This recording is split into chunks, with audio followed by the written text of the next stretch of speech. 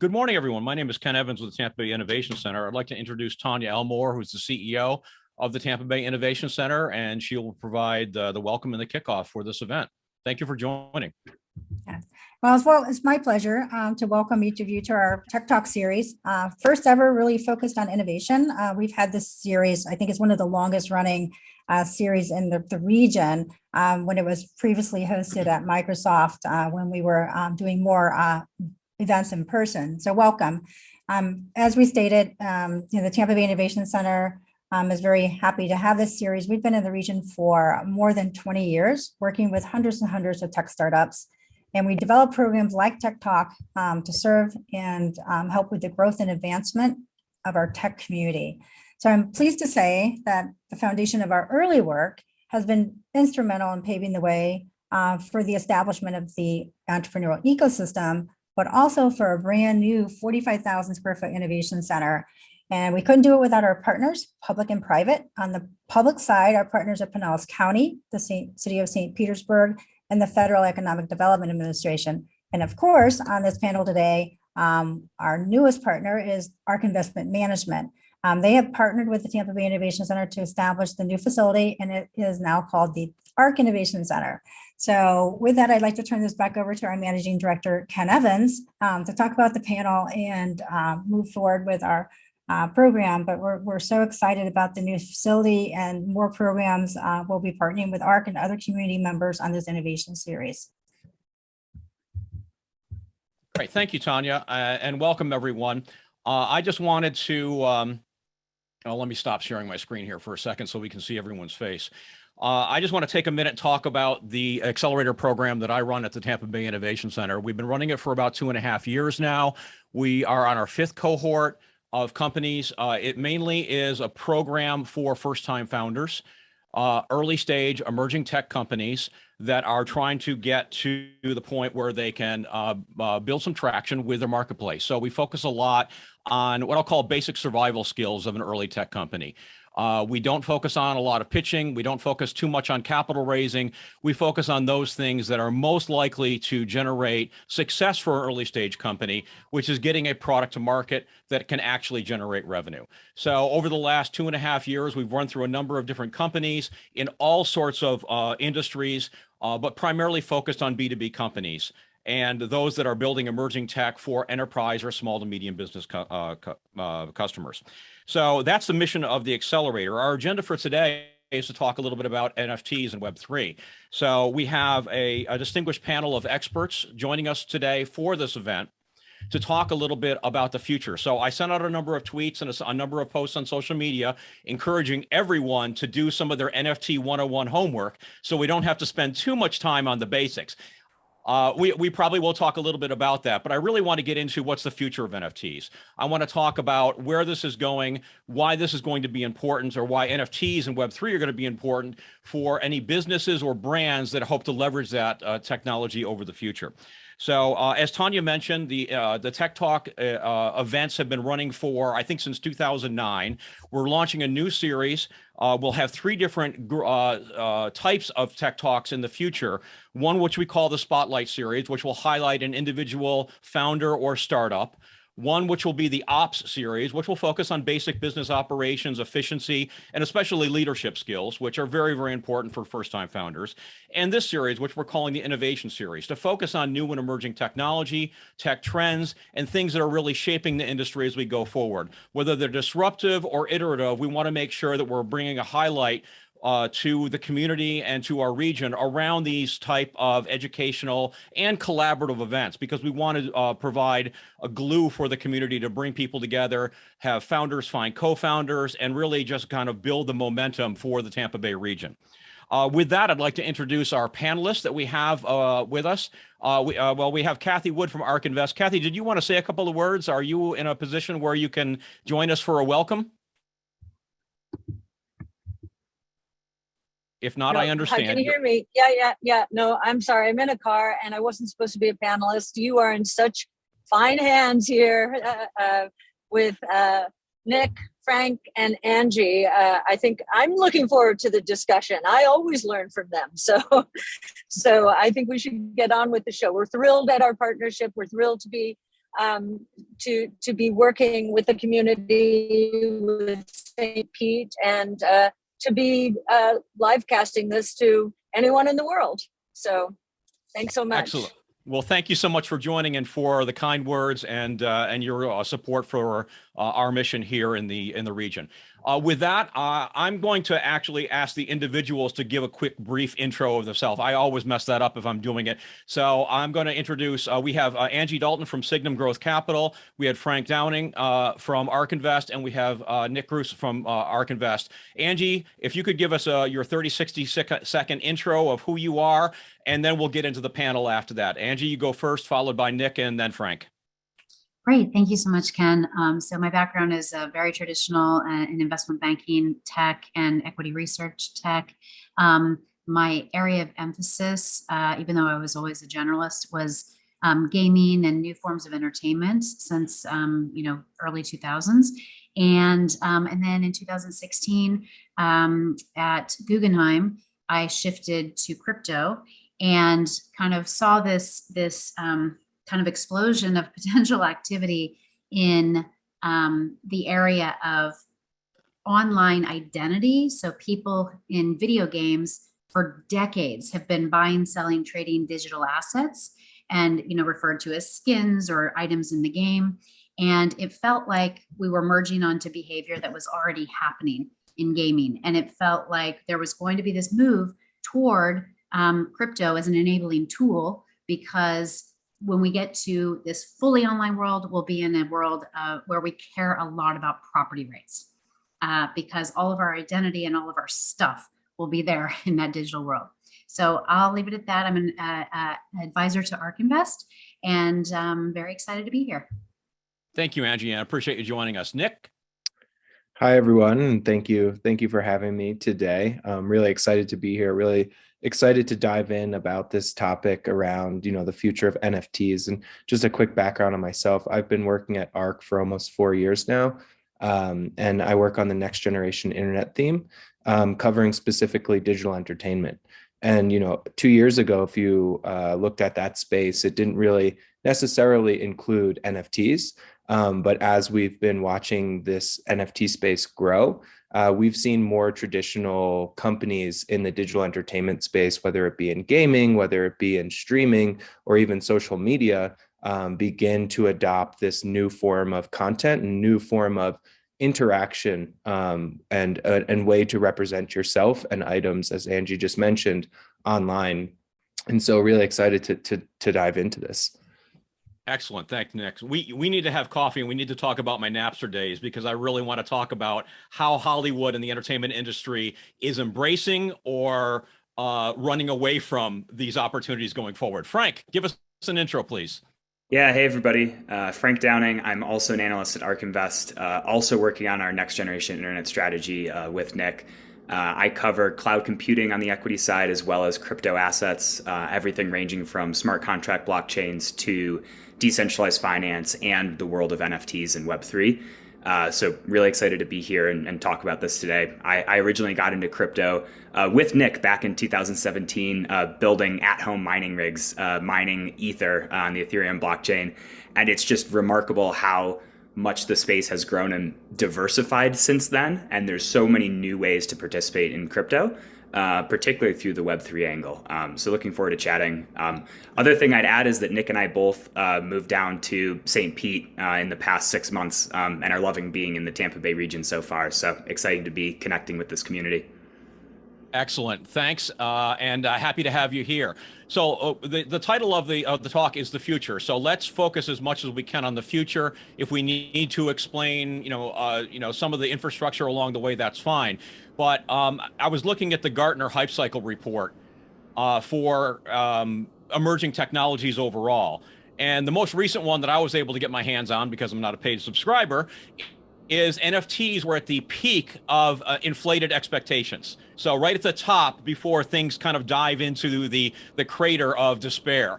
The year before that, Gartner put a lot of different things related to COVID, including social distancing technologies was at the peak of high inflations a year before that. So a year later, where NFTs barely was on Gartner's radar, went from almost nothing to the very, very peak of inflated expectations. So talk to me a little bit about where you think we are in the hype cycle of NFTs and how long it's going to stay at the peak versus go through that trough, and how quickly you think we're going to get to the other side of that. Is it, is it a 2-year cycle? Is it a 5-year cycle? Is it a 10-year cycle before we see enterprises and lots of brands, not just the ones that are leaning into it ahead of the industry, but where are we going to be with the acceptance of NFTs in the business world? Frank, I'm just going to start in reverse order and start with you. Yeah, sure. And I'd probably agree with Gartner that we're at a peak of inflated expectations right now with NFTs. I mean, there's been a broad crypto bull market for the past, 2 years, and we've seen a lot of innovation and a lot of investment and a lot of ideas, and we need a lot of follow through to come from those. There've been a lot of projects that have been raising a lot of money. A lot of brands wouldn't have touched crypto are now talking about launching NFT projects, right? So there's a lot of attention on the space, and that's really good. And I think there's going to be a lot of building that happens. But there's also a lot of froth out there in the market. So I would agree with Gartner on that one. When I look at kind of where the cycle goes, I often relate it to that 2017, 2018 time period when I got into crypto, when the big thing driving the hype at that time was the ICO boom and bust. So this new innovation came out where anybody can launch their own token, and it became this good method for fundraising. And a lot of money flew into the space before there was actual community movement around it or product development actually happening. We didn't really know how we were going to use the smart contract blockchains and these ability to create new tokens.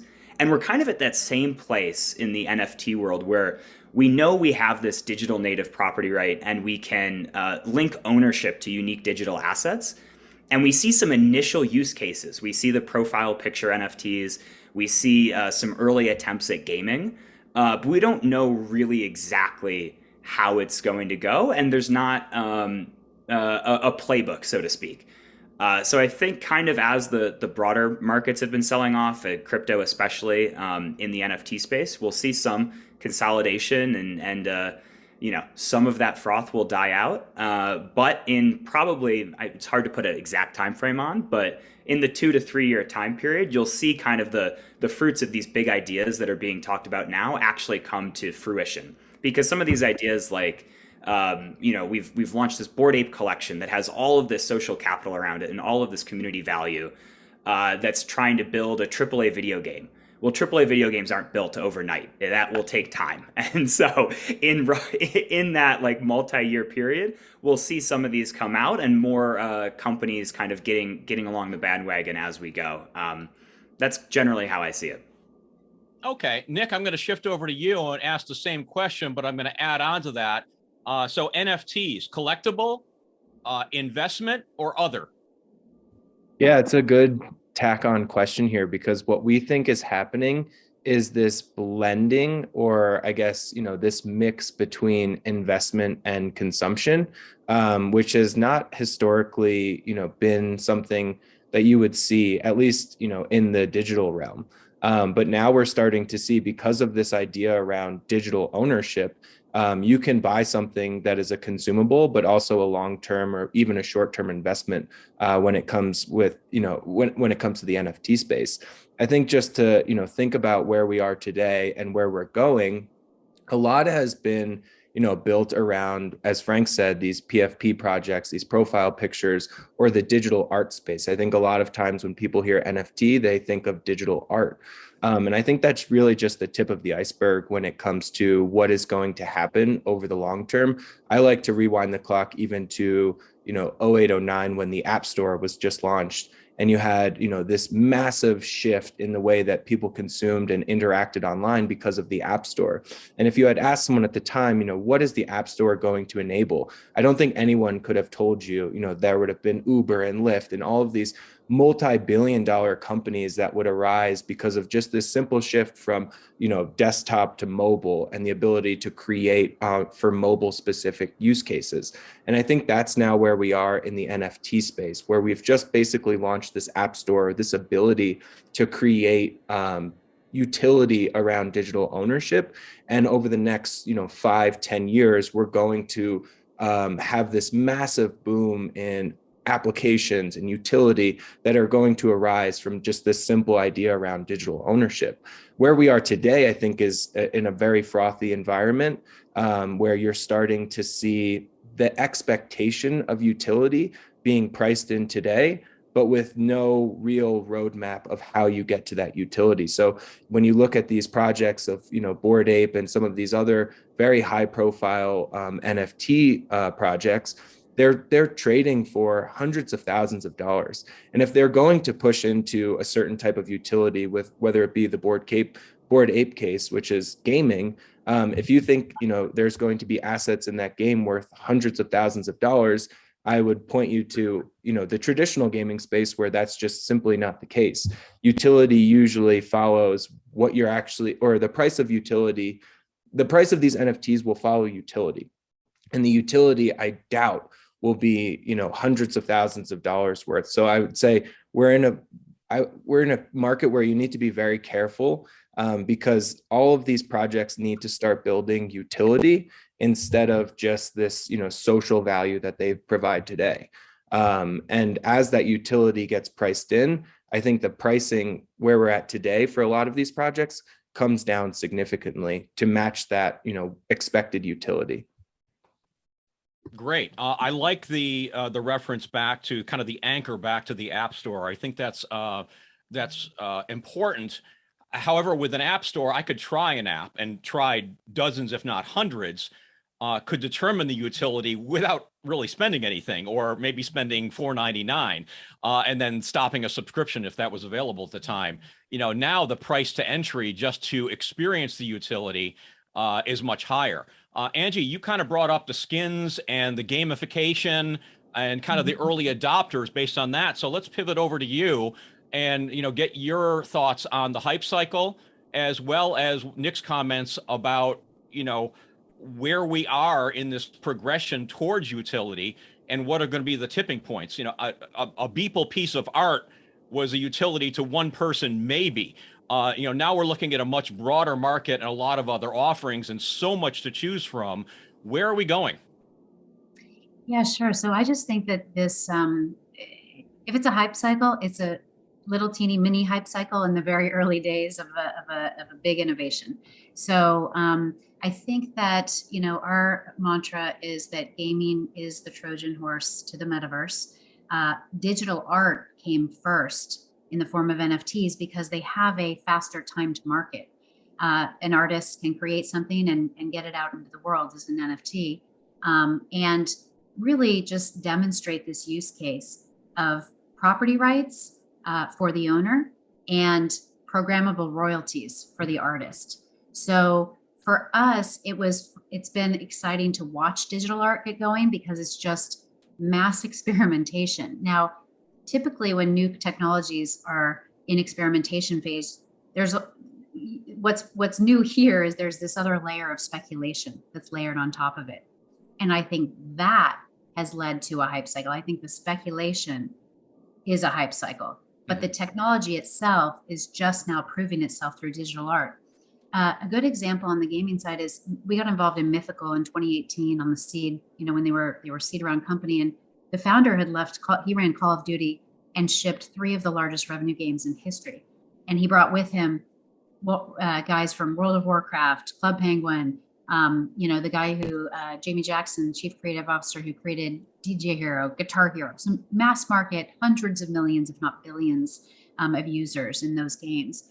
And they've been working aggressively, but it takes time. So 4 years later, they're finally rolling out their content because, and all of these games will be enabled, with NFTs, but it takes a lot of time. It's really complicated. It's almost like these individual pieces of art that have come out would be just one game piece in a game. Think of, the game backdrop. I think of the game as, or the metaverse as kind of a neighborhood. And within that neighborhood, Fortnite as an example, or any game might be just a street in that neighborhood. But then you also might walk down the street and go watch a movie. You might, and so if you're in this online neighborhood, everything around you looks like art. And that's another, another reason why, Netflix and a lot of other, older generation companies are losing talent, because in the metaverse build out, 3D artists, graphic designers, game engines as kind of the underlying technology will be really important. The other thing that I would add on the hype cycle piece is that I feel like, this initial kind of early inning one, yes, it got really hyped up, but it's limited by the fact that we don't even have interoperability yet in these NFT platforms. And we're seeing some really good signs on that front, but it's good to remember, or good to go back to Web 2. So in our current Web 2 world, the internet world we all know, we've never gone to a website and wondered if we can get to another website, because we have these protocols that operate invisibly behind the scenes, like TCP/IP. We don't even talk about TCP/IP, right? Because it's just there, and it allows us to move around freely. In Web 3, it's been built in the opposite way, which is silos. So specific communities and have solved specific problems and built specific applications, and which are expressed in blockchains. But those blockchains don't necessarily talk to each other. So we've seen some really good, some really positive indications that we're moving forward. OpenSea had a big announcement yesterday. We've been involved in the Polkadot network. They're working on interoperability. So I think the next wave will be much more, much more interesting to the hundreds of millions, and not just these few people who are speculating. I love that. I'm an infrastructure geek, so I love the enterprise glue that brings all this together. So let's talk a little bit more about the picks and shovels, what's missing today, and what are going to be some of the enablers, those tipping points that make this more enterprise friendly, that make these things more interoperable, if you will. So I'll open that up to anybody. I don't need to go in order every single time, but let's talk about the picks and shovels, because we are talking about futures here. We are talking about making the utility not just an extension of gaming, and I do want to get back to that later, but an extension of enterprise infrastructure. So what are you seeing out there as far as projects? What are you seeing out there as promising new pieces to the puzzle that are going to bring this all together and make it at least a little bit more like our Web 2 experience, where we didn't have to think about things? Yeah, I can start, because I think there's been some interesting updates on that front recently. I think one of the biggest impediments to moving from a Web 2 world into a Web 3 world is this user experience. And if you're trying to buy an NFT right now, you need to, first pick an NFT you like and find your way to OpenSea. You need to download a browser extension or a wallet app on your phone, right? You need to download MetaMask. And then you realize you need to fund that wallet somehow. So you need to go to Coinbase maybe. And if you don't have an account there, you have to make an account there first, and then buy Ether, which you use to buy the NFT, and send that to your MetaMask, which is this like copy and paste of a very long string of numbers and letters that you've never seen before. Hope you get it right. And there's a gap in the middle where it's like, I don't know if I did this right. Did I lose all my money, or does it show up in MetaMask? And then you need to buy the NFT and pay a $100 transaction fee. It's very cumbersome right now. And God forbid you lose your phone or your browser extension wallet, because then you actually lose access to your NFT altogether, right? There's this fear of losing your private keys and losing access to your crypto. So this kind of wallet experience and user onboarding has been a big point of friction, especially for new users. The existing power users that are into this stuff, like, they're more likely to be engineers and kind of, figure it out. They're the early adopters, so to speak. But for the new users that are coming in that just want to play a game and don't want to really understand the TCP/IP layer, that we need to have big advancements there. And so I think Coinbase had an announcement last week that's pretty interesting on this front, which is integrating directly into their Coinbase app a DeFi and Web3 wallet that allows you to interact in these protocols in a hybrid custody manner and in one pane of glass, so in the native Coinbase app. So rather than having a separate wallet that you need to fund and you're really at risk if you lose your key, right within the Coinbase app, you'll be able to interact with decentralized finance or NFTs, buying it from OpenSea or Coinbase's NFT wallet, without the same level of risk. And the way that they do that is by taking a private key that normally either Coinbase would custody for you or you custody on your behalf, and that's where you have this risk of losing your key. And they split it off into 3 separate shares. Coinbase has one, you have one, and they keep the third one in an air-gapped cold storage or with a sub-custodian. And this creates this hybrid model where if you lose your key or Coinbase gets hacked, you still can recover that key as long as you have 2 of those 3 parties in a safe state.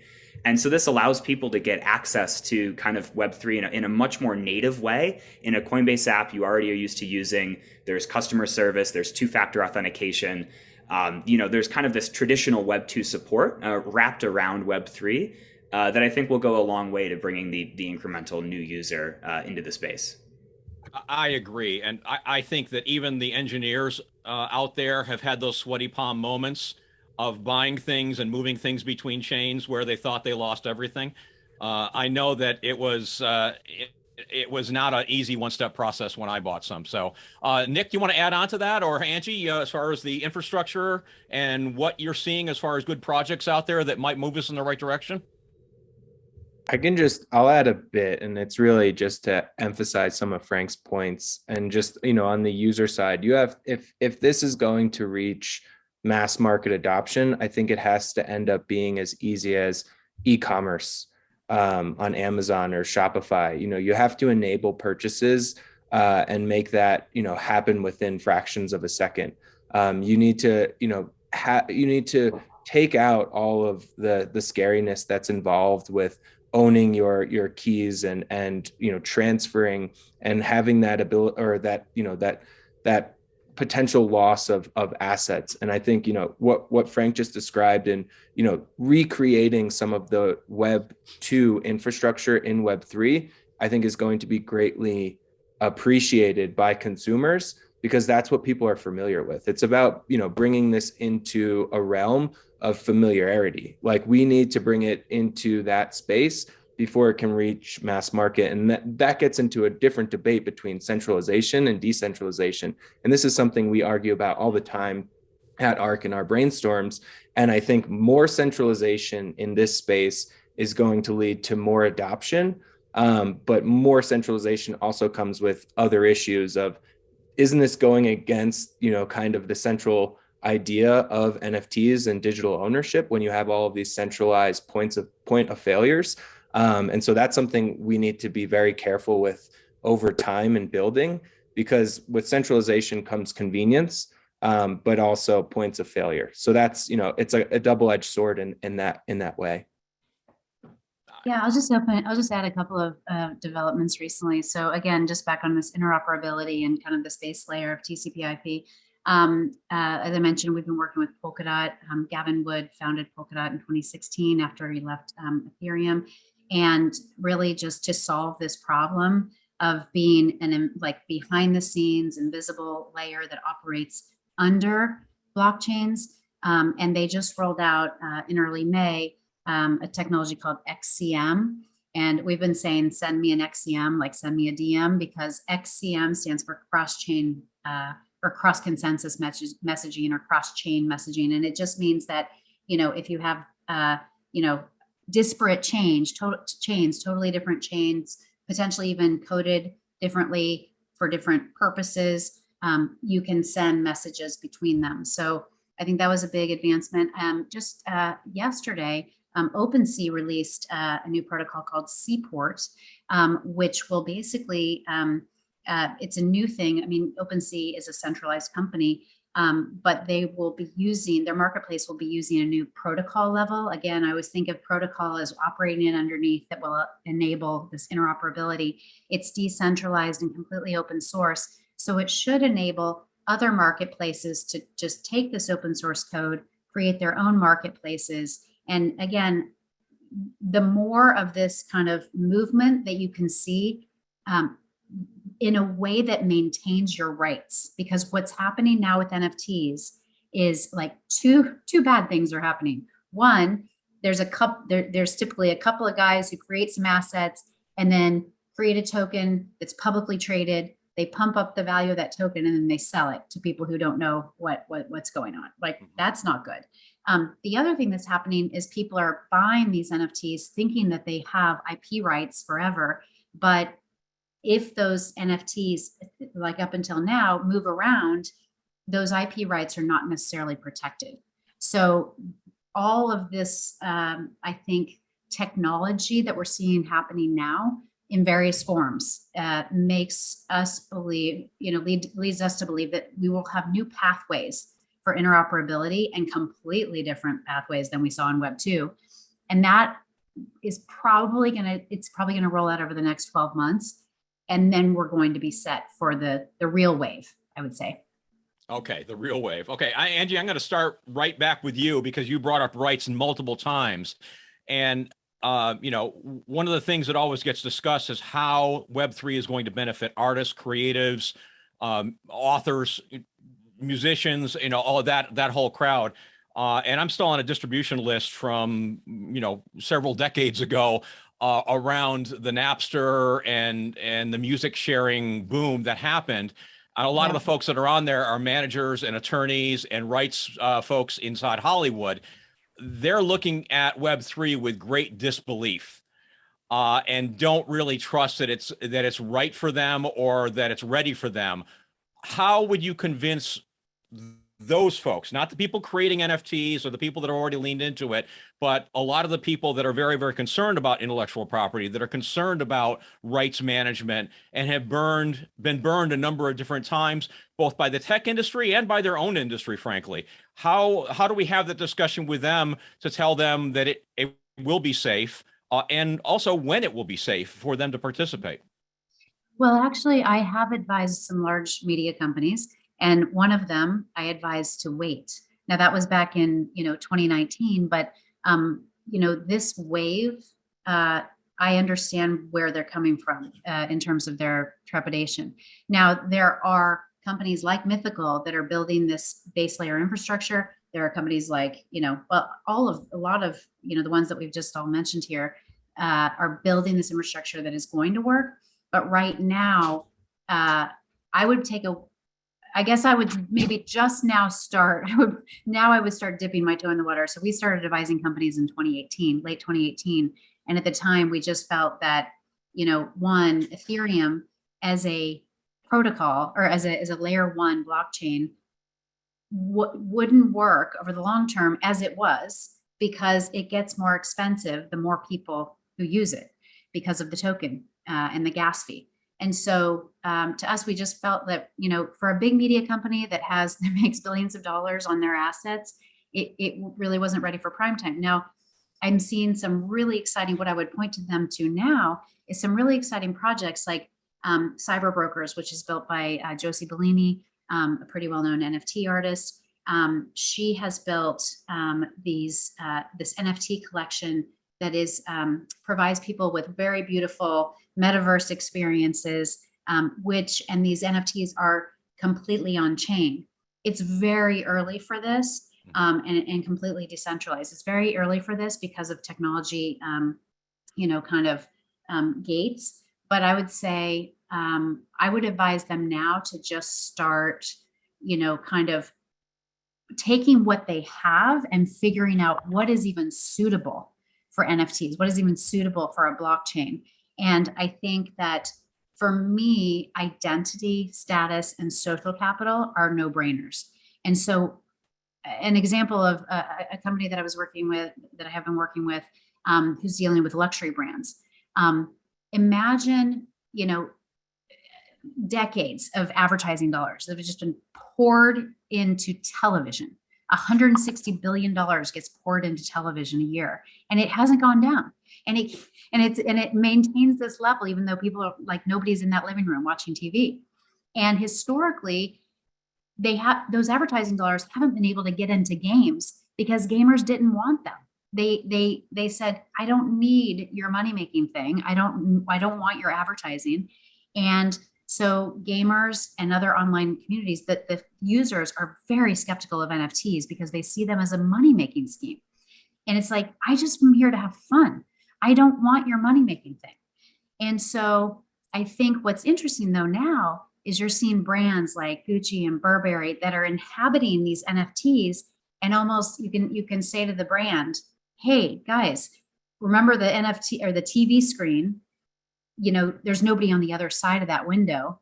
The NFT screen is in an online universe where there is engagement, and there are millennials there and Gen Z and all of your kind of really exciting potential users are there to consume that content.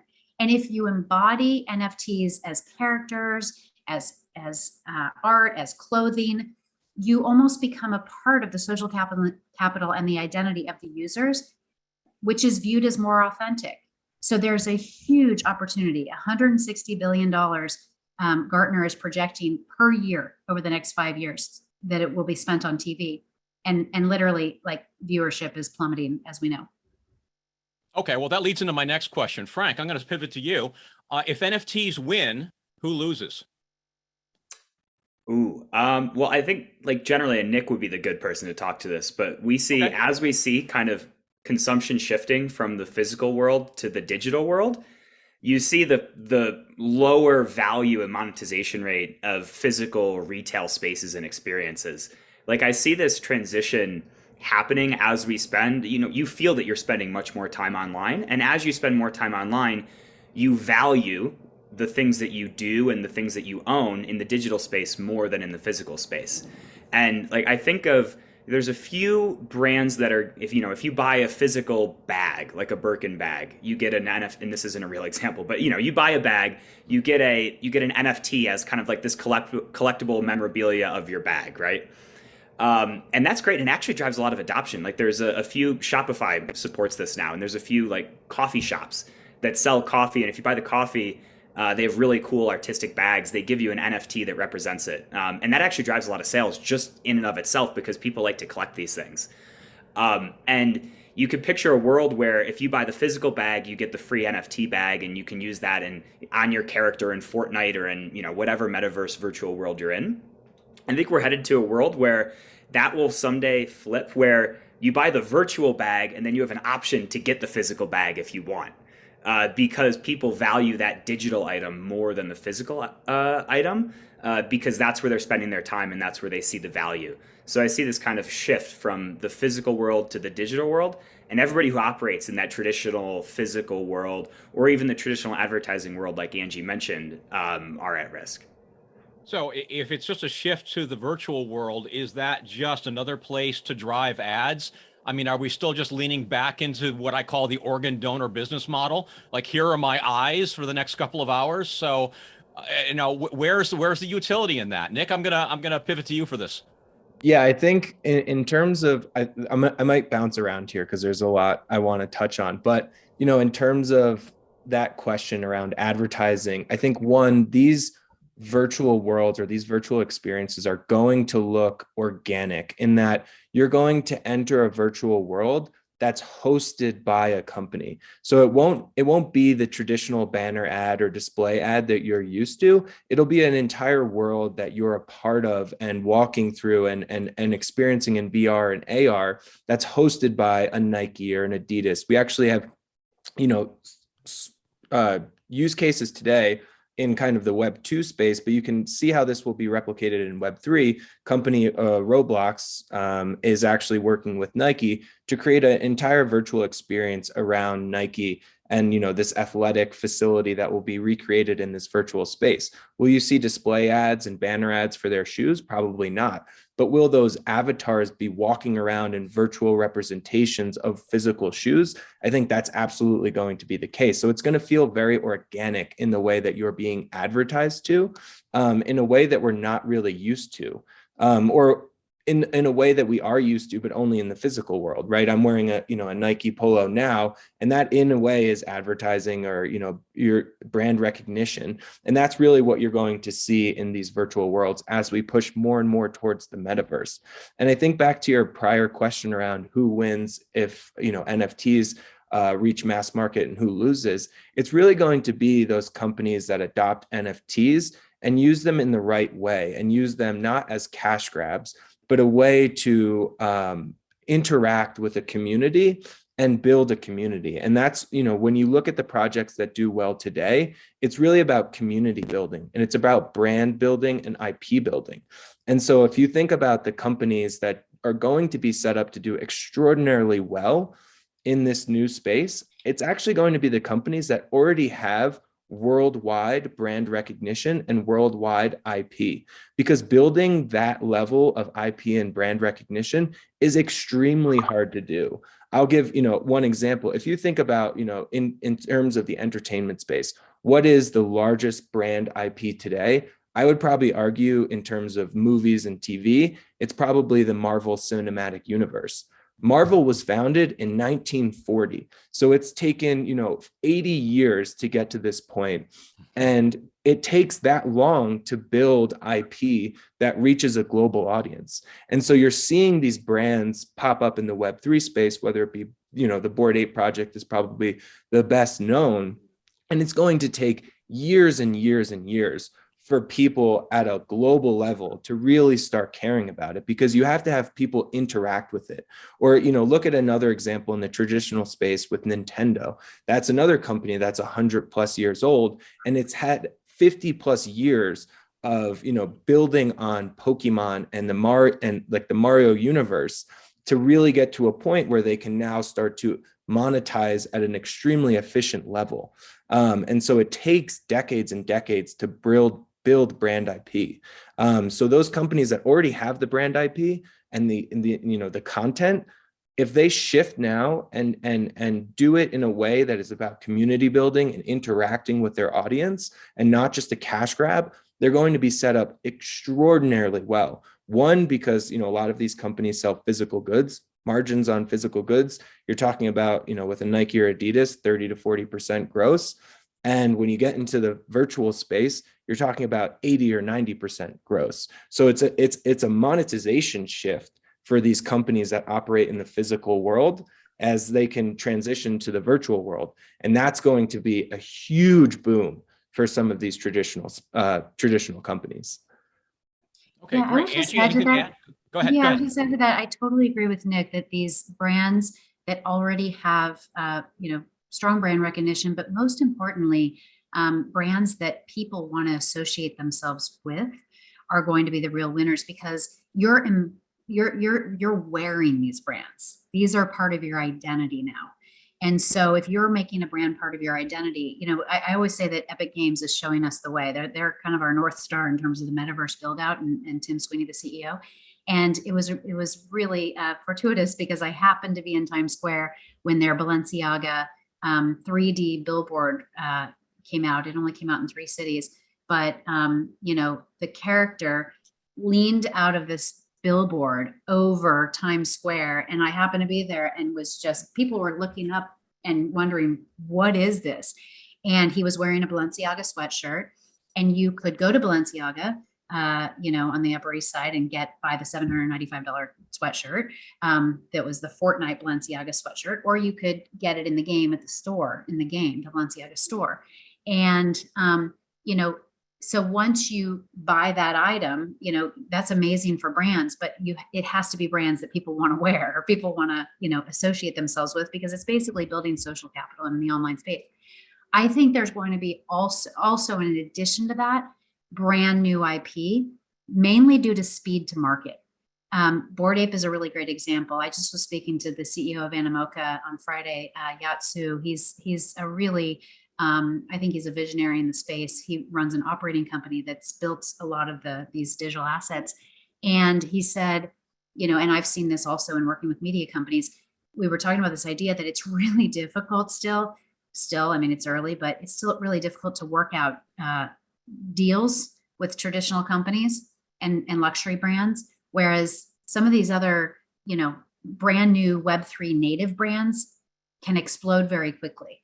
And so his view is, let's lean into both. Let's keep working on the old world, but these new markets are just never been seen before markets that could come where there are no losers. It's just there's just brand new markets being built. Okay, great. Well, yeah. And, I've been following a couple projects and gone down the rabbit hole and joined a couple of Discords. So I've kind of been getting a lot of invitations to some of these new communities. It seems like there's an exclusivity mainly based on price, but also based on, technical capability for getting into some of these projects. And so Nick brought up the cash grab. I'm going to bring up the land grab that's happening right now. I got invited to a project last week, and the base, I think the floor for the NFT was 15 ETH. Now, that might have been a complete scam, but I've seen other projects that are trading at those same levels. So what happens when the average person can't afford to get into some of these projects? Is there going to be downstream some granularity of this land grab and kind of a, subdivisions sold inside some of those properties? How is the average person going to participate in some of these communities? Or is this just, again, as Nick said, a cash grab, and it's going to be a short-term investment for those people that can get in and get out quickly? Yeah, I can add to that, I'll just quickly answer that. I think that what you just described is the Christie's and Sotheby's market. And that's why Christie's and Sotheby's are getting so involved in some of these high-end artists like People and Josie and a lot of the others, because that is where we've seen the early experimentation, but the average person is not going to be able to afford that, obviously. But as these new kind of worlds build out, there will be atomized digital identity, social capital that you can take on that is going to be smaller, and also have the ability to add to it as a user. So they could grow in value over time. But I think that what you described again is just the high-end art market. Well, yeah, it was high-end metaverse property, but I think you're right. It's probably the same people chasing those virtual assets. Frank, any comments on that as well? Yeah, I would say, yeah, the virtual land is very interesting. We're trying to use this, digital property, the concept of NFTs to represent physical land, which there's the finite limit of. And when I look at the digital land, anybody can create a new land project or expand their digital land footprint, right, as needed as the community grows or as they're getting ready for the next fundraising round, to be frank. So I see, a lot of froth there for what looks like, buying domain names or something like that. If you look at, I would say like one analogy that somebody told me that I like about this is like there's a few very valuable blogs or very valuable domain names on the internet, but there's an insanely long tail of things that may be interesting, maybe not interesting, aren't that valuable, that you can also experience and enjoy if you find. And I think, the NFT space will kind of look like this, where there's a few big brands and big projects that have this large kind of social capital that people are willing to pay a large amount for, or, the one digital land sale that you want to be in. But at the very long tail, you have lower value, but easier barriers to entry. Yeah. Okay. Nick, go ahead. Yeah, just to maybe add on and provide kind of caution here, right? If you think you can pick the, one virtual land project today that's going to be around in the next 10 to 15 years, you might be a prophet of some sort, right? Like, I don't think that you have that ability, and really we don't yet know which project is going to have that lasting power. And you could point to, and we've brought it up a few times now, Bored Ape Yacht Club, and say, this is going to be the long-term winner. But there's no guarantees there. But people are already pricing it in as, this is going to be, the big winner in the Web3 space. And that may be the case. It may not be the case. It's really way too early to tell. I think, you have to be extremely wary of where we are today in the market. And that's right at the very beginning. And a lot of this stuff is untested. A lot of this stuff is very new. And with that comes froth. When you talk about 15 ETH, that's a crazy amount of money for virtual land. And that virtual land, you have to then, probably use a traditional calculation of, how is this going to be valued in the future? And that is just, a simple supply and demand question. How much land is there going to be? And then how much demand is going to be out there for that land? And that's going to drive the price up. And I would say, to find the projects that's going to have that high amount of demand today, in 5 years, is nearly impossible. So I think it's a losing strategy to be trying to find those projects today. Instead, I think you wait and you kind of let this cycle pass before you really begin to look into this. And I think, again, not to maybe be pessimistic about the space, but the companies that are going to do, or the projects that are going to do well, are going to be those that are extremely well capitalized. And I think a lot of those projects are going to come from the Web 2 space because they already have the technical know-how. They're set up to, move fast and break things.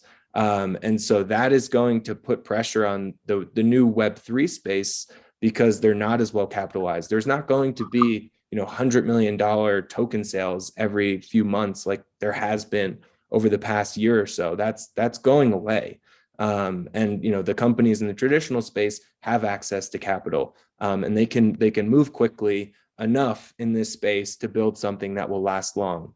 And so that's something I would caution around with what we're seeing today.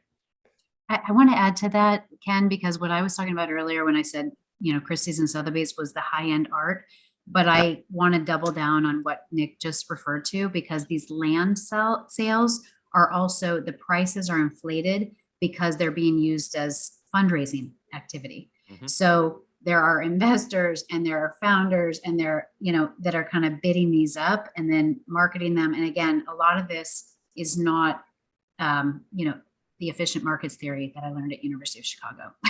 Let's just say that. I got you. And growing up in New York in the 60s, there was a PSA commercial that would come out every once in a while warning people not to buy swampland in Florida. I think we're there again. I mean, it's it was a rainbow city, and if I wish I could find these old commercials on YouTube because they were just hilarious. But it was basically warning people in New York not to fall for these investor schemes and buy what ended up being swampland in Florida. And here we are. Now I live in Florida, so who knew? Anyway, so I'd like each of you to kind of give us an example of bad behavior that you've seen. I mean, we kind of just talked about this, and Nick, you're great at leaning into my next question. What's the worst behavior you've seen in the NFT space in the last couple of months? Not necessarily calling out names, but what are some of the cautionary tales that you've seen that are just basically an eye roll that you wonder how they even got online? I'll give maybe just a broad, what I think is a red flag. And this is this idea that, the price of the NFT itself is a function of continued promise of new NFTs. And I think we see this across all of the big projects today, where if you got in early, if you got in on the, Genesis NFT, a lot of those holders are holding on to them because the project and the team behind the project are promising that if you hold on to this NFT, we will give you a new NFT in the future. And then you get that NFT and there's value to that NFT because if you hold on to both of them or the new one, then you're going to get another NFT. And eventually what happens is you oversupply the market because the NFT space is not growing as fast as some of these projects are and some of what the pricing is telling you. And so that's where I'll go full circle here. That's where it comes back to utility. And so all of these projects are going to eventually have to provide some utility or they'll die out. And so you have to think about the price as a function of utility, not as a function of new NFTs, because eventually you just there's a great documentary on HBO about the Beanie Baby mania, right? It's just like what we're seeing today is what happened with Beanie Babies. Beanie Babies were they became this phenomenon, and what did the company do? They just kept printing and creating Beanie Babies because why not? They're making a killing doing it. Yeah. And these projects are thinking the same thing. I can continue to release NFTs because there's this demand. And why wouldn't you? Well, you don't, because eventually you reach oversaturation and then you crash the market. And I think we're getting to that point with some of these top tier projects where, you know, there's not that next leg of growth in terms of users coming on. There's not millions of people signing up and wanting to buy these NFTs. There's not millions of people that can even afford some of these NFTs at this level. So the pricing has to come down. And so that's, you know, the cautionary tale of just what we're seeing broadly across all of the top tier NFT projects. It's just this continued promise of let's deliver more, let's deliver more, let's deliver more, so that the value continues to hold up. That never ends well. That sounds like a Ponzi scheme to me. So okay, before I pivot over to Frank, I just want to say, if anyone has questions, we're coming up on an hour right now, so I want to move over to doing a little bit of Q&A before we release the panel. But if you have questions, put them in the Q&A. Tanya's in the background filtering the questions, and we'll ask a couple of questions before we're letting everybody go. But Frank, same question to you. What's the bad behavior that you've seen out there? When is it going to be safe for grandma to buy an NFT? Yeah, so what keeps me up at night is kind of the growing amount of phishing scams and hacks that we're seeing. Because, you know, a crypto wallet sitting out there with highly valuable NFTs is just a giant honeypot for somebody to try and attack. And you're seeing all of these, you know, varying levels of sophistication of ways to get people to give their private key out, whether it's swapping for a fake asset, or, you know, I copy and pasted an NFT and I say it's a CryptoPunk and I want to trade my CryptoPunk for your Bored Ape, and I get your Bored Ape, but you get a fake CryptoPunk. Mm-hmm. Or if it's getting you to type in your 12-word seed phrase somewhere, or, you know, there's actually somebody I would recommend. Taylor Monahan is a very OG crypto developer who built one of the first major Ethereum wallets back in 2015, 2016 called My Ether Wallet. And she wrote a Twitter thread that was probably like 20 tweets long of all of the recent phishing scams that are out there that gets really detailed. If somebody sends you a Word doc and you open it and press enable macros and your wallet gets drained. And it terrified me, but it also highlights kind of the need for better custody and security practices kind of around the entire space of private key management. Yeah, I'll just add to that. Axie Infinity was a big eye-opener for me. I think it was November of last year, it peaked. Daily active users or players was something like 2.8 million, I think, and maybe 2.3 million monthlies. At one point, there were headlines that Axie Infinity was seeing more revenues than Ethereum itself. So this was a big game. And a lot of people were looking into this game thinking, wow, is this it? Is this the big game on Ethereum? The consensus mechanism that it relied on was a side chain of Ethereum, which means that the underlying security was not Ethereum itself, was not Ethereum mainnet. And I don't think people really understood that. It was holding at one point $1 billion. It got hacked for $625 million. So to attack that Ronin network, the attackers only had to compromise 51%, right? There were only 9 validators. They only had to compromise 5. And 4 of the 5 were run by the company. So that's a centralized operation. And I don't think anybody realized that. That plus Wormhole added up to $1 billion, which was attacked. And I think that these, again, like a lot of this is, this technology is moving forward. And I'm really excited about what's going to be happening over the next 12 months. But it just shows how early it is. Okay, we've got a couple of questions coming in. So let me wrap up with a couple of my questions. Let's see. Do you mind sharing what projects you've already leaned into? You don't have to if you want to. Punks, apes, mutant apes, owls. What are your favorites these days? And again, let me just emphasize this is not investment advice. This is just people talking about their collectibles. I can go first just because I think, like, getting into the NFT space, you hear a lot about these big name projects you just mentioned, and you think, oh, the way to get in is to buy this one. And the reason for getting into any NFT project can't be, I'm buying it because everybody else likes it and it's going to go up in value. It's like a very personal thing, because NFTs and Web3 is much more about culture, or should be more about culture than it is about investing. And so I kind of had my dabbles in projects that I didn't really know well or feel aligned to. And then I found one that I really like. And I'm a big like soccer fan. I've gotten into it over the past like 3 or 4 years. And there's a project called So Rare that is basically like soccer trading cards that you can collect. And they have, to your point of ease of entry, different levels of rarity, just like there are different levels of rarity in physical trading cards, where there's the unique cards that are super expensive. And then there's the lower tier cards that are just, 10, 15 bucks to get in. And so you can buy cards that represent players that you like, and then you can use them to compete in a fantasy football league. And if your players do well, your cards do well, and you can earn new cards or even ether if you're a really high placer. So that's something that it's like I follow soccer anyways. I can collect digital trading cards. I used to collect physical trading cards as a kid. That just makes a lot of sense for me, and it's something that I like. And I collect. I don't invest in it. Okay, no, good distinction. Nick? Yeah, I'll give two that I am involved in, and then one I've been watching. And the two that I'm involved in, one is Adidas into the metaverse. It's a NFT that is currently, it just gave access to holders to get exclusive Adidas clothing, which I think is, talking or going back to Frank's point, where you buy this virtual asset that then maybe yields you physical assets.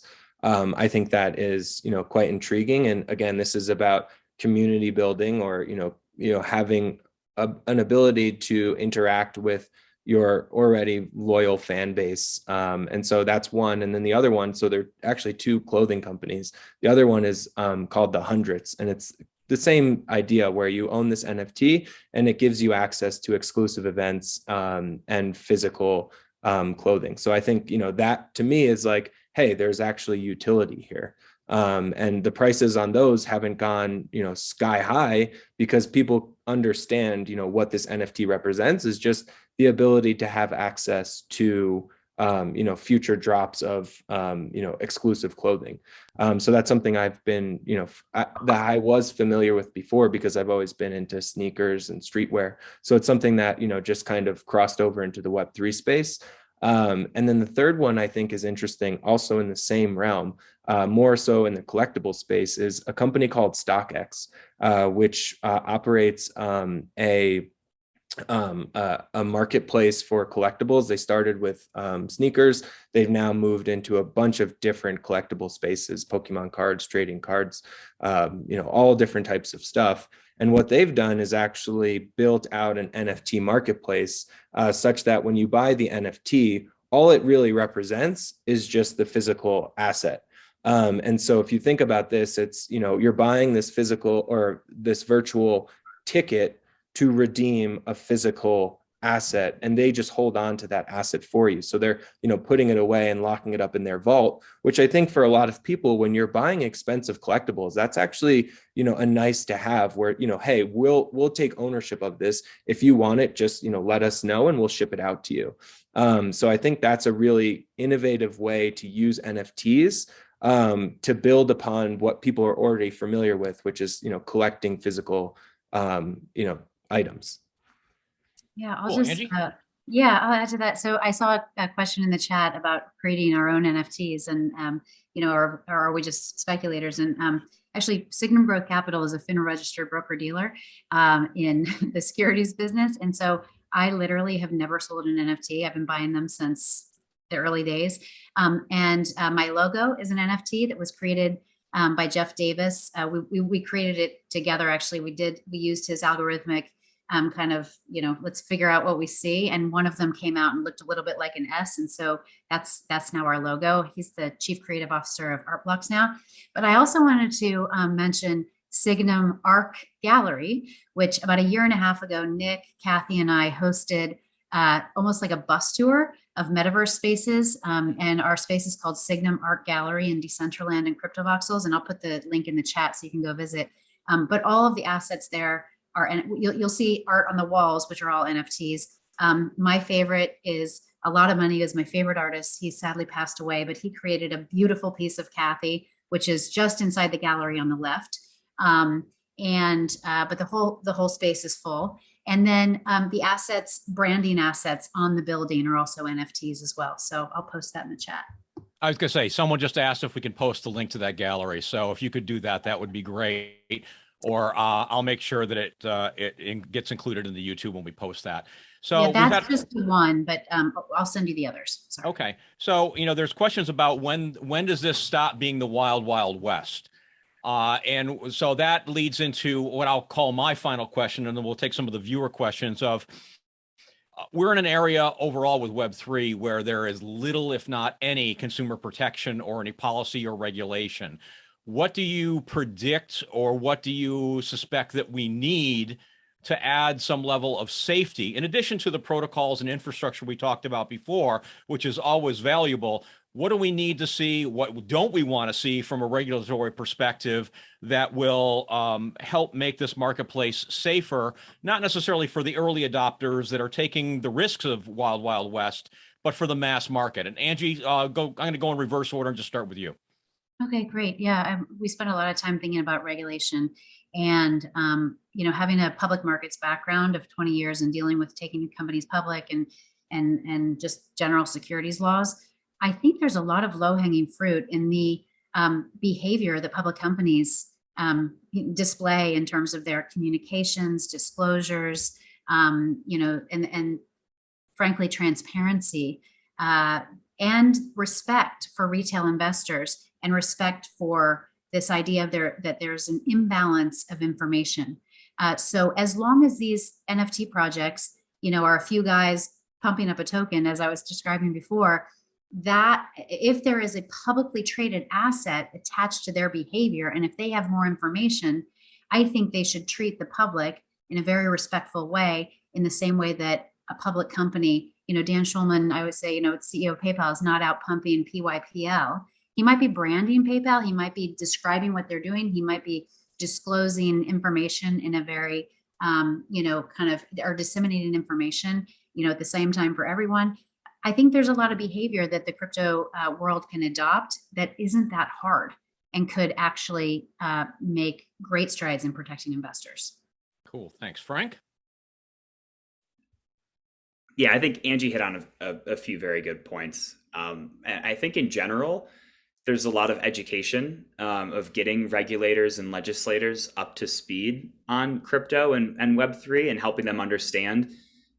There's the nuances of the technology. There's also the potential for the future, and the places where crypto can actually lead to, public blockchain-based assets can lead to more transparent markets and more fair markets.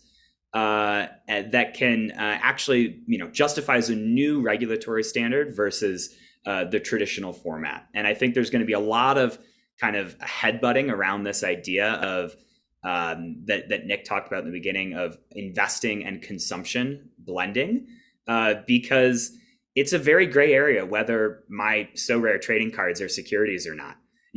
Traditional trading cards are collectibles; they're not securities. But if you buy a trading card and it appreciates in value and you sell it, technically you should pay capital gains on it. It's the same here, and tax law is different from securities law, but with a much more liquid market and a higher velocity that you're seeing, which is kind of both a feature and something that needs to be considered with blockchain-based marketplaces. Regulators, I think, where we would like to see them go is having a new framework to take advantage of what public blockchains offer to govern these assets, rather than trying to force fit traditional regulations on top of it. But I totally agree with what Angie said, where there are common sense measures that the traditional regulations encompass that can also be applied here. Yeah. Nick, what about you? People parking capital in virtual assets, what happens? I think I've touched on it already. It depends on the project. It depends on, if you trust. I think a lot of times we forget that there are people behind these projects, right? And people get greedy, and that doesn't ever end well. So you have to really do your due diligence. If there's anything people can walk away from, at least from my portion of this call, is just exercise caution. right now, because there's still a lot of froth out there, and that is something to be extremely careful of. Okay, so some questions from the viewers. Is there a need for an NFT custodial service to combat fraud? That comes from Doug Hill. I would just, yeah, I'll kick it off. I think, what's interesting, and this is a highly debated topic because this gets back to centralization versus decentralization. And we've seen it a few times on OpenSea, which is, the largest marketplace today, where they've had to kick projects off for a variety of reasons. And, the NFT purists out there, or the crypto purists, are saying this is terrible for the space because this goes against decentralization. There shouldn't be one entity that controls what can and cannot be bought in the NFT space. But that, I think there's a balance there, because you need to end up having to protect the consumers at some level. If you think about what NFTs allow, they actually allow for one of the easiest creation methods in any sense of creation, right? There is really very low cost to creating an NFT project. And so what does that mean? I think that just means counterfeit and fraudulent activity. If there's a highly regarded project, 10 of those projects, exact replicas of those projects, can pop up.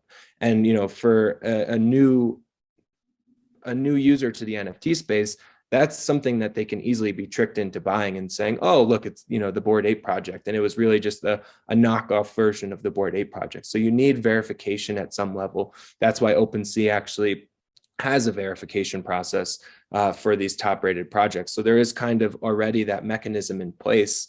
But that does end up, I think, leaving a bad taste in some people's mouth that are saying, no, this needs to be totally decentralized. Otherwise, we're just going to end up replicating what we're already used to in the Web 2 space. Right.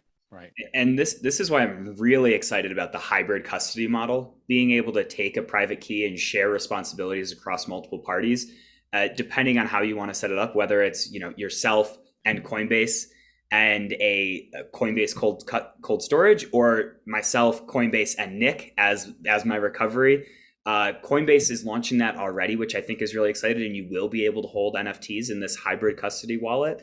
Another really good example is Argent, which is an Ethereum-based smart contract wallet that allows you to pick, basically they call them guardians, that can help you recover your key. So you can maintain self-custody while also having some safeguards of friends and family, or Argent can act as a counterparty to help you recover if you need to. And this is how to preserve that ethos of decentralization without the extra burden of having to actually manage this and have that risk of doing it yourself. Cool. Angie? Yeah, I mean, I'll go back to behavior. I think that, I would say decentralized technology is important, but that will roll out in time. And that will, I think a lot of the tech issues will sort themselves out. What is harder is decentralized operations, decentralized communications, communications in a way that protect the public. So these behavioral things, I think we need more training on that, because that's why Gary.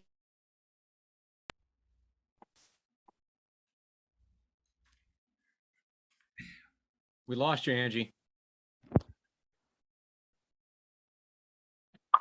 No audio. Oh. There you are. It's back Okay. now. We're back. You can hear me now? Yep. Okay, sorry. I was just saying that this is why Gary Gensler is saying a lot of these are decentralized in name only, because they're using decentralized technology, but they're acting like centralized companies, basically. Yeah. So it's that education around that shift in mindset that I think will make a big stride in terms of these becoming more ready for prime time, I guess, for mass market. Yeah, I agree. It's an adoption cycle. It's something we're going to go through. We went through this with Web 2. I mean, everyone said in the beginning of Web 2, any author can sell a book directly to any user. And what do we end up with? Amazon. So, it goes in cycles. So the other question that we had from our audience was, why do you lean towards traditional players owning this space? I'll open that to anybody. And that's from John Reynolds. Go ahead. Yeah, I can maybe kick it off because I think I've been the one leaning towards traditional players. I was going to say that's for Nick. Yeah. I think I've been bringing it up, one, because, when I interact with the NFT space, a lot of people just assume that there's going to be this birth of all of these new projects and great companies to come out of this. And I just wanted to give some recognition to the fact that, traditional players are still going to have a say in what happens here. Because that often gets overlooked. Again, if you go and look at Frank, I'll just bring up a bit of an inside joke between Frank and I, but it's this idea that if Nintendo wanted to recreate Pokemon Go, but instead of there being infinite amounts of these Pokemon to go out and capture, and they created all of these Pokemon out there in the world, and there were only a finite amount, and they were NFTs, could you imagine how popular that game would be?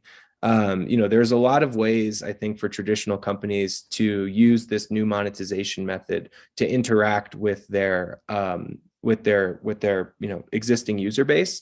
And the greatest companies in the world are always very adaptable. So that's why I just wanted to give some recognition to these already very amazing companies out there that are being adaptable and understand, this is a prolific shift in the way that you can monetize and interact with your user base and customer base. And again, those companies are in an advantage. They have an advantage right now because they already have all of the users and customers and content and IP. They just need to, understand and integrate the new technology that comes with NFTs. So I just wanted to give some recognition for the traditional players. Not that there won't be, great companies to come out of the Web3 space that are Web3 native. That's absolutely going to be the case. There will probably be more companies that come up out of Web3 than traditional players doing well in the Web3 space. But there will be those traditional players. And is that something we see on the other side of the hype cycle after it bottoms out, or do we see that sooner than later? I think we're already starting to see it. I think the companies, you're seeing a lot of traditional companies kind of just tiptoe into this space, experiment here, experiment there, see what works. No one's really diving into it yet. That needs to dive into it yet. They're just kind of experimenting, seeing what works, seeing what doesn't. And so I think they'll, kind of slow play it, and they'll wait and they'll wait and they'll wait. And then, something will just kind of organically rise for them because, people are already so loyal to some of these brands and content out there. Mm-hmm. Angie, did you want to say something? I'll just add that so I made the mistake early on of somebody came to me and said, I want to introduce you to the founders of OpenSea, and I met them, and they were saying we're going to be the eBay of digital assets. And first mistake in kind of exploring, researching the space, I thought, well, why wouldn't eBay just be the eBay of digital assets? And so we called eBay, and they were like, yeah, we're going to be the eBay. We're going to be a digital asset marketplace, not them. Yesterday, they announced that they are going to be working with OneOf to roll out NFTs. Meanwhile, OpenSea is 16 billion. It should, valuation. Like, it just shows, and dominates the market. It just shows that in these, new innovative spaces, speed matters. Speed to market matters, and I think that.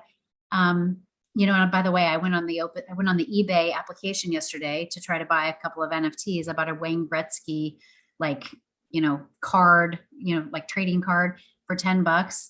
It was so boring. Like, there was nothing. It was totally Web 2, and I don't really see why you would ever do that. So I'm just saying, I agree with 100% with what Nick's saying in terms of these brands and a lot of the established IP. Having a leg up, but tech companies that can move quickly to establish a foothold are gonna, I think, will surprise us in the future. At least I was wrong on OpenSea in the early days. Yeah, and maybe I should just make a distinction by, who I think in the traditional space will do well. It's exactly what Angie is saying. It's the content and IP owners. I don't think these tech companies are going to come in and disrupt the Web3 space by building out a better marketplace That I don't think will happen. I think the Web3 players are going to dominate that. They're going to dominate the infrastructure and technology side. But the companies that do well with content and IP and brand recognition are, I think, going to be the traditional players. But they will, to Angie's point, have to partner with Web3 native companies to I guess utilize the technology. And we've already seen that. Nike went out and bought Artifact. So we're seeing the partnerships already between brand and content owners, and then technology players in Web3. That's like I would say like the perfect kind of merge is like content and brand IP owners in the traditional space working with technology providers in the Web3 space. I think that's kind of maybe a secret formula to success here. And a whole lot of M&A activity. Yeah, well, I mean, this is a Clayton Christensen discussion about incumbents versus innovators, and that's a whole separate tech talk. So I won't go into that right now. We are coming up on 90 minutes. So let me just thank the panel. Any closing remarks that you folks would like to make? I'll just add on to kind of the same thread of the conversation of just how early this space is and how much there is to go ahead of us. Everybody uses this analogy, but I think it is accurate that crypto right now feels so much like the early days of the internet. And if you think of the early use cases for the internet wasn't defined by, traditional newspapers publishing in a digital media. It wasn't, physical mail moving to email. Those were the first kind of logical things that we can do with a connected internet. But the defining characteristics and the value that grew out of the internet was Facebook and YouTube and Uber, these things that weren't possible in the traditional medium. And I think we'll see that same effect play out in the crypto space for a long time to come. We're still very early. I love that, Nick. I love that, Frank, because I'm very, I get asked a lot because I have a traditional background about traditional applications converting to blockchain-based applications. And I think that's not the big opportunity here. It's the white space. It's the totally new. So I like that. And I'll just end with one last closing remark from my end. And it's be optimistic about the future of NFTs and be cautious about the current state of NFTs. That's, I think, kind of maybe the general point I was trying to get across today. And I think we're trying to is be very optimistic, because this is a prolific change in the way that you can interact online, but exercise caution today and understand it's still very early, like Frank just said. That is a great way to close this discussion. So thank you all for participating in the panel. I appreciate your expertise and your generosity of your time. I'd like to thank Kathy Wood for joining us and for supporting this effort with her team and company. Thank you, Kathy. I'd like to thank Chris Paradise, who is the chairman of the Tampa Bay Innovation Center. Kathy, did you want to say something? No, I just, as I said, I knew that we would all learn a lot every time Angie and Nick and Frank get together as we brainstorm, and we brainstorm every Friday. We learn something new, and I learned something lots new this time. So I'm seeing lots of comments saying that they found it very helpful. So I also want to thank Angie, Nick, and Frank, and to thank you, Tampa Bay Innovation Center, for helping to educate the world about innovation. Well, I think in the future sessions, we just need to call brainstorms, because this was a great discussion and a great back and forth on this topic. So I want to thank the audience for joining us and for their questions and comments. I will post this to YouTube in about, let's say about a week or so, depending on how slow my Mac is operating. I'd also like to point out that we're in the 5th cohort of the Accelerator program. And in July, we'll be having a showcase event featuring the 5 companies that are going through that program.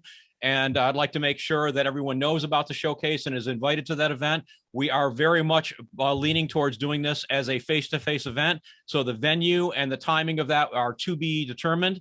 But please stay tuned to other programs that we're running here at the Tampa Bay Innovation Center. If you are a founder, contact us. We're here to help you. If you're a community member that is interested in the growth of our tech community, contact us. We're here to help you connect with those folks and to join us on that journey. But with that, My name is Ken Evans. I'm very happy that you were able to join us today, and I'll see you in a month or two when we host another Tech Talk on a topic to be determined. Thank you very much. Thank you, Ken. Thanks, everyone.